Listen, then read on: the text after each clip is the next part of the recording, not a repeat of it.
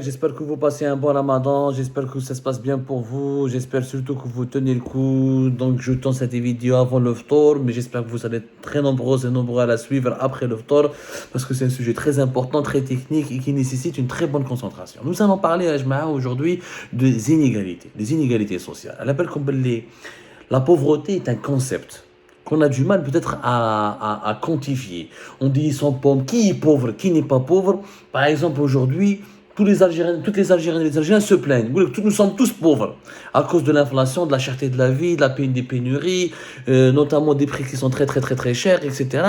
Tout le monde prétend être pauvre et tout le monde se dit pauvre. Le problème n'est pas là. En fait, le véritable visage de la pauvreté, c'est les inégalités. C'est-à-dire les inégalités de revenus. Combien on gagne et combien le fossé, quelle est la hauteur ou la profondeur du fossé qui sépare les revenus les plus élevés d'un pays des revenus les plus bas. Et qu'est-ce qu'il y a entre les revenus les plus hauts et les revenus les plus bas, en savoir la classe moyenne. C'est ça le véritable visage de la pauvreté. Parce que quelqu'un qui se plaint mais qui touche, ce n'est pas la même chose quand quelqu'un se plaint alors qu'il ne touche même pas 40 millions ou 50 millions. C'est deux choses totalement différentes. Naturellement, en France, comme en Europe, comme ailleurs, et ce n'est pas la même chose que lorsqu'on ne se plaint pas de la même manière lorsqu'on touche plus de 3 000, 4 000 euros en France que lorsqu'on touche moins de 1 200 euros, moins de 1 500 euros par mois. Donc les inégalités, dans le monde, il y a un rapport exceptionnel. Un travail de recherche que tout le monde devra lire, qui est d'ailleurs souvent édité en livre, et ils sont souvent publiés en livre, et vendus dans les librairies en France, par exemple, dans les pays développés. Malheureusement, en Algérie, c'est un peu rare, mais on peut quand même commander le livre et le ramener, et pourquoi pas ne pas le distribuer en Algérie. C'est le rapport mondial sur les inégalités. Ce qu'on appelle en anglais le World Inequality Report 2022, le rapport mondial sur les inégalités. Chaque année, il y a un rapport mondial sur les inégalités, qui est un travail de recherche exceptionnel, réalisé par des chercheurs originaires de 80 pays. Il y a une organisation mondiale, le laboratoire sur les inégalités mondiales, qui repose sur le travail d'une centaine de chercheurs issus de 80 pays. Le laboratoire sur les inégalités mondiales a un comité exécutif qui comporte 5 directeurs, 5 grands économistes, qui sont des gens de grande valeur. Il y a des chercheurs, des économistes comme le français Thomas Piketty, Facundo Alvaredo, Lucas Chancel, Emmanuel Saez, Gabriel Zuckman. Ce sont des chercheurs européens, américains, de diverses nationalités, et qui essayent de coordonner entre eux à travers le monde pour pour entretenir ce qu'on appelle une base de données. Ils ont créé le laboratoire sur les inégalités mondiales, et l'objectif de ce laboratoire est d'entretenir une base de données qui est actualisée annuellement et régulièrement sur les inégalités mondiales et de produire des analyses et des expertises sur comment les inégalités dans le monde empêchent ou la paix dans le monde, la sécurité dans le monde, le progrès dans le monde, ou aggravent la pauvreté de l'humanité, ou provoquent des conflits, ou provoquent des fléaux sociaux. C'est un rapport très très intéressant. Ce rapport parle de l'Algérie comme il parle du Maroc. Il parle de l'Algérie comme il parle du Maroc. Et en Algérie, il y a une tendance, chez une certaine presse algérienne, d'utiliser ce rapport pour dire « Ah, l'Algérie, c'est un pays moins inégalitaire que le Maroc. Ah, l'Algérie, c'est un pays plus riche que le Maroc. Regardez, les Marocains sont plus pauvres. Il y a plus d'inégalités au Maroc. Beaucoup plus de problèmes sociaux au Maroc. » Donc, souvent, des lobbies algériens utilisent ce rapport contre le Maroc, comme il y a d'autres rapports que des lobbies marocains utilisent aussi contre l'Algérie lorsque l'Algérie est mal classée.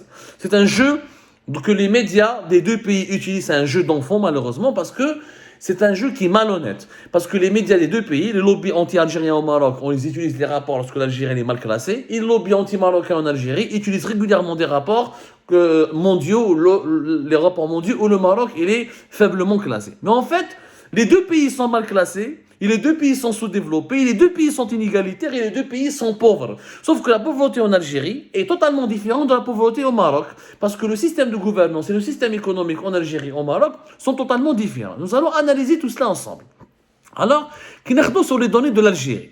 On va prendre le cas de l'Algérie. Qu'est-ce qui nous apprend ce rapport? Il nous apprend par exemple, on va attaquer les chiffres. Voilà, je trouve la page de l'Algérie.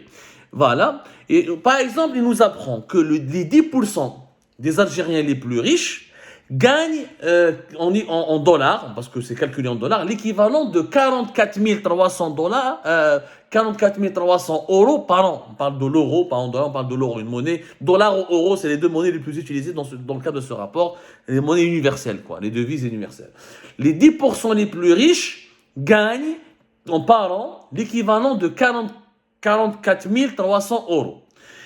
Ce qui fait que c'est 10 fois plus élevé. C'est 10 fois plus élevé que les 50% algériens les plus pauvres qui gagnent par an à peine 4 400 euros. يعني même pas 50 millions في العام, alors que les Algériens les plus riches يربحوا أكثر قريب 600 millions في العام. شوفوا la différence énorme.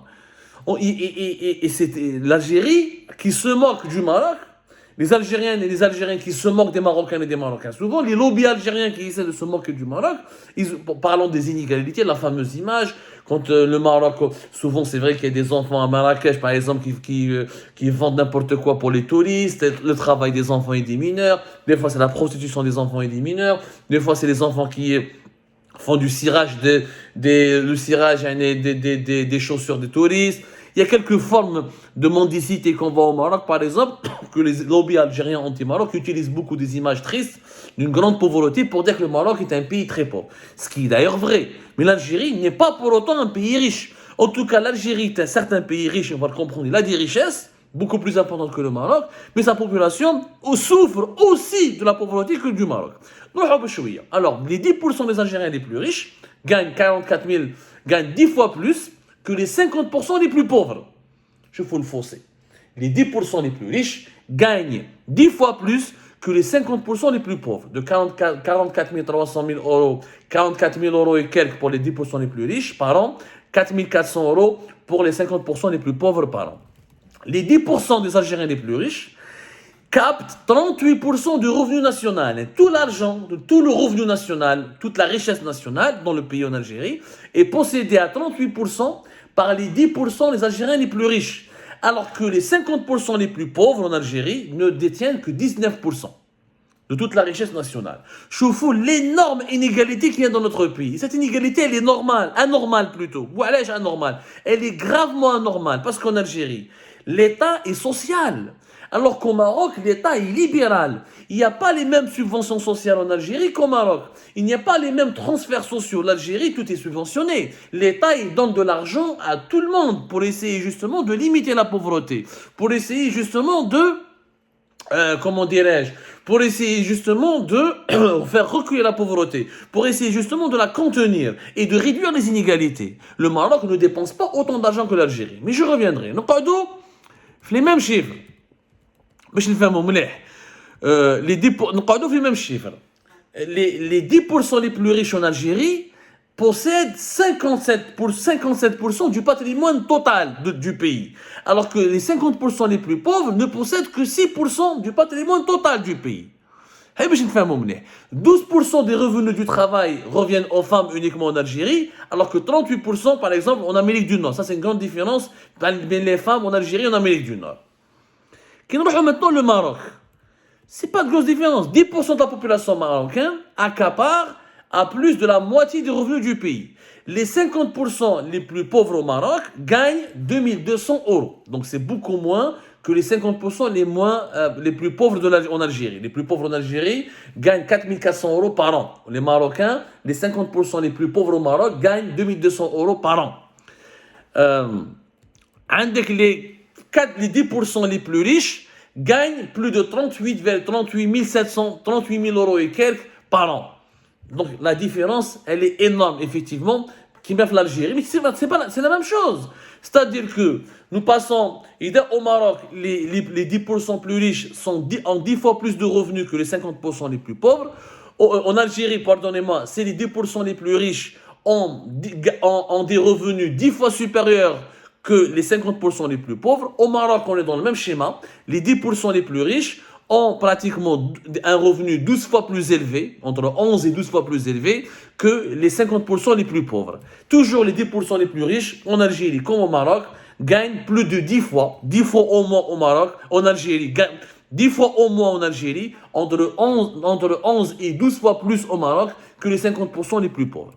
Les inégalités au Maroc sont extrêmes, sont plus extrêmes en Algérie quand on prend les chiffres comme ça. C'est vrai que les revenus, par exemple, au Maroc, les 10% les plus riches, par exemple, possèdent beaucoup plus, ils ont un patrimoine, une fortune beaucoup plus importante que les 50% les plus pauvres. Mais la différence n'est pas grande, réellement. Et par exemple, le revenu moyen de la population au Maroc est de 7800 euros par an. 7800 euros par an. En Algérie, il est de 8000 et quelques. Il y a une différence, mais vraiment. En Algérie, il est de 11 000 euros par an. Sauf que ça, on parle, encore une fois, on prend des chiffres qu'il faut contextualiser. Voilà, il faut contextualiser. Parce qu'en Algérie, le PIB de l'Algérie est plus important que le PIB du Maroc. D'abord, donc la richesse nationale en Algérie est plus importante. Elle commence d'ailleurs, l'écart entre les richesses nationales du Maroc et l'Algérie commence à baisser. Un exercice devant nous. Le PIB de l'Algérie en 2021, c'était 163 milliards de dollars. Le PIB du Maroc en 2021, c'était de 142 milliards de dollars. Donc, il est normal que lorsqu'on partage la richesse nationale, l'Algérie s'en sort beaucoup mieux, un peu mieux que le Maroc. Mais la différence n'est pas énorme. Maintenant, quand on analyse réellement les inégalités entre les deux pays, effectivement, le Maroc paraît plus inégalitaire. Mais pourquoi ? Mais en fait, on intègre le paramètre, qui est le paramètre des subventions sociales, le Maroc sera aussi inégalitaire que l'Algérie. Parce qu'au Maroc, et dès les 10% des Algériens les plus riches gagnent 10 fois plus que les 50% des Algériens les plus pauvres, et que les 10% des Marocains les plus riches gagnent pratiquement 12 fois plus, gagnent 12 fois plus, mais cher 10 fois, c'est plus grave qu'en Algérie, gagnent 12 fois plus que les Maroc, que les 50% les plus pauvres au Maroc. Mais en Algérie, au Maroc, il n'y a pas de subvention sociale. En Algérie, il y a des subventions sociales. L'Algérie, elle a un budget, ce qu'on appelle les transferts sociaux. Les transferts sociaux, en 2022, l'équivalent de 38 milliards de dollars. 5 000 milliards de dollars, 5 000 milliards de dinars ont été donnés par l'État algérien pour financer les transferts sociaux. C'est quoi les transferts sociaux ? C'est